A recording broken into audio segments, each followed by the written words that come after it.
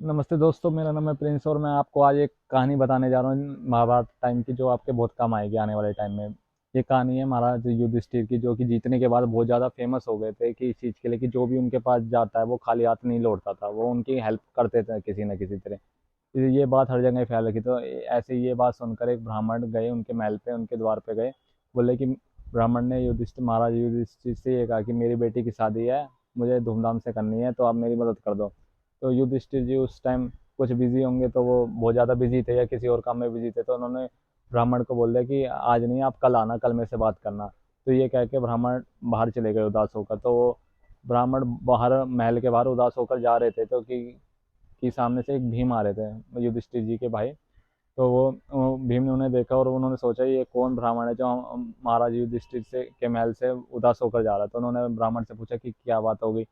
तो उन्होंने भीम को बताया कि भाई ऐसा ऐसा हो गया, कि मैंने युधिष्ठिर जी को कहा था कि वो मेरी बेटी की शादी करवा दो, और उन्होंने बोल दिया कल आना।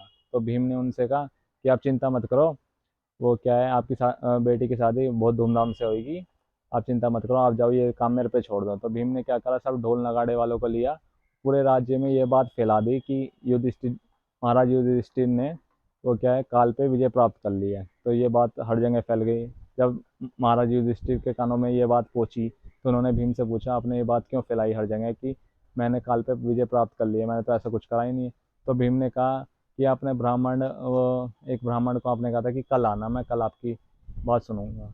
तो इसका तो मतलब ये आपको पता है आप कल तक जिंदा रहेंगे, कि आप कल तक जिंदा रहेंगे और उस ब्राह्मण की मदद कर देंगे। इसका मतलब ये बता, आप एक दिन तक, अगले दिन तक आप जिंदा रहेंगे, आपको ये पता था। तो इसका तो मतलब यही हुआ कि काल पे आपने विजय प्राप्त कर ली है।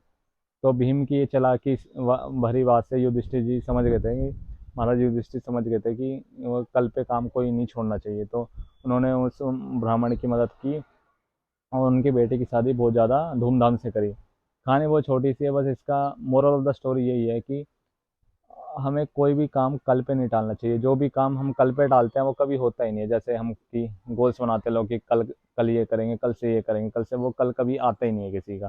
जैसे कई लोग वो बनाते हैं कि कल से जिम जाएंगे, ये जाएंगे, तो कोई काम हमें कल पे नहीं छोड़ना चाहिए, आज ही करना चाहिए, बल्कि अभी करना चाहिए। कि हम कोई काम कल पे नहीं टाले। जो भी लोग सक्सेसफुल है वो काम कभी कल पे नहीं टालते। तो मोरल ऑफ द स्टोरी यही है कि कोई भी काम कल पे नहीं टालना चाहिए, अभी करना चाहिए उसे। हो गया, ये तो हो गया यार।